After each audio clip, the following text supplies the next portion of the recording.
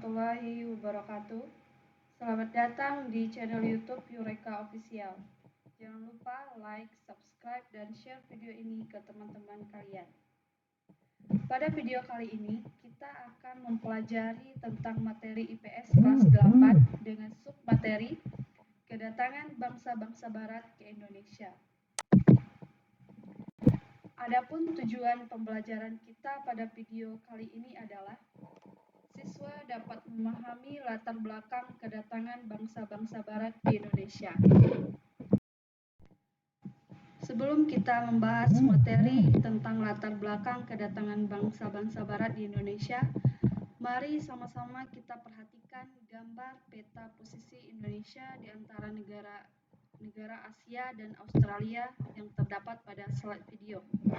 Coba kalian bandingkan luas negara Kesatuan Republik Indonesia dengan negara-negara tetangga. Indonesia adalah negara yang sangat besar, wilayah Indonesia sangat luas, serta memiliki kekayaan melimpah dan juga kaya akan berbagai budaya. Kondisi inilah yang menjadi daya tarik bangsa-bangsa lain datang ke Indonesia. Hubungan dagang dan interaksi budaya merupakan contoh hubungan Indonesia dengan bangsa-bangsa asing. Hubungan dengan bangsa-bangsa asing ini tidak hanya berdampak positif, tetapi juga negatif. Salah satu dampak negatif hubungan Indonesia dengan bangsa asing adalah terjadinya penjajahan pada masa lalu, di mana penjajahan ini telah menyebabkan perubahan dalam aspek geografi, sosial, budaya, dan politik. Terdapat beberapa faktor yang menjadi pendorong kedatangan bangsa barat ke Indonesia. Di antaranya, yang pertama mencari rempah-rempah, yang kedua motivasi 3G, yang ketiga yaitu revolusi industri. Kita akan membahas satu persatu latar belakang kedatangan bangsa barat di Indonesia. Yang pertama yaitu mencari rempah-rempah. Coba kalian perhatikan gambar rempah-rempah yang terdapat pada slide video. Apakah di sekitar tempat tinggal kalian terdapat tanaman tersebut? Atau apakah kalian pernah melihat barang-barang tersebut? Berbagai komoditas perdagangan yang dihasilkan bangsa Indonesia itulah yang menjadi incaran bangsa-bangsa barat. Berbagai hasil bumi Indonesia tidak hanya menjadi konsumsi bangsa-bangsa Asia, tetapi juga menjadi salah satu incaran bangsa-bangsa barat. Lalu, mengapa bangsa barat sangat membutuhkan yang namanya rempah-rempah? Terdapat beberapa alasan. Yang pertama yaitu perbedaan kondisi alam.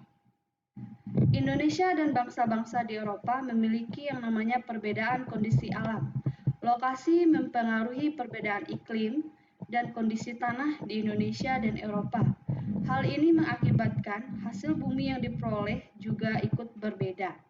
Bangsa Indonesia harus senantiasa bersyukur karena dianugerahi Tuhan Yang Maha Esa hidup di daerah tropis yang subur. Yang kedua yaitu keberadaan musim hujan dan kemarau di Indonesia memungkinkan berbagai tanaman mudah tumbuh dan berkembang di Indonesia. Tanaman kebutuhan sehari-hari dapat ditanam di setiap waktu. Hal ini berbeda dengan bangsa-bangsa Eropa yang memiliki 4 musim, yaitu musim panas, musim semi, musim dingin, dan musim gugur.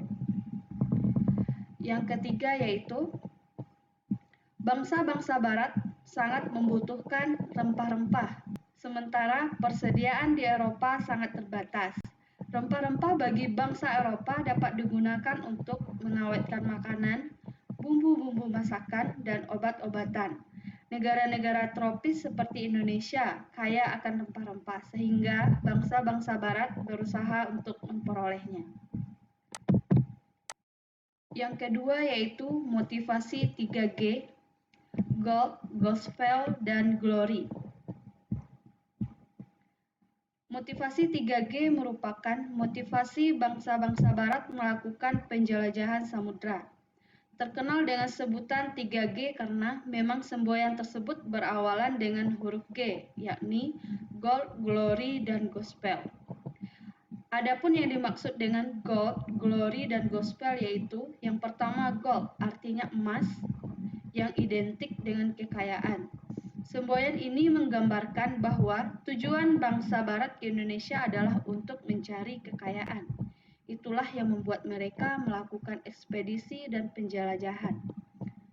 Yang kedua yaitu glory, bermakna kejayaan bangsa.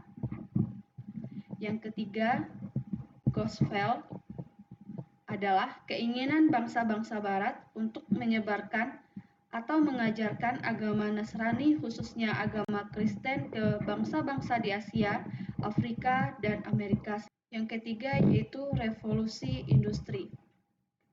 Revolusi industri merupakan salah satu pendorong imperialisme modern. Sudah sangat lama bangsa-bangsa Eropa mengetahui Nusantara atau Indonesia sebagai sumber rempah-rempah, bahkan sebelum Masehi. Lalu mengapa mereka tidak mencari sendiri ke Indonesia?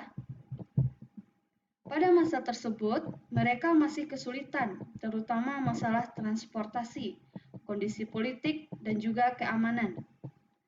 Revolusi industri yang terjadi sekitar tahun 1750 sampai 1850 merupakan salah satu pendorong kedatangan bangsa-bangsa Barat ke Indonesia. Lalu apa yang dimaksud dengan revolusi industri?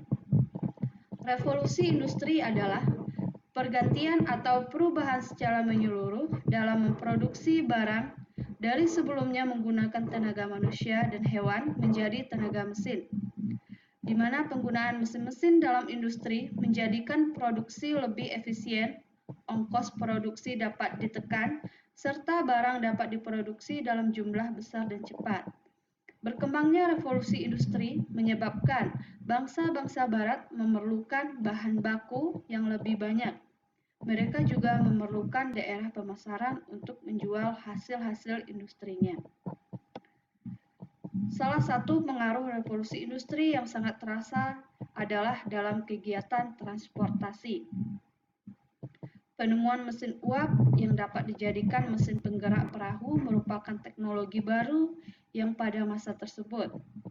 Perahu dengan mesin uap merupakan penemuan sangat penting yang mendorong penjelajah bangsa-bangsa Barat. Penggunaan mesin-mesin uap dapat memperpendek waktu perjalanan.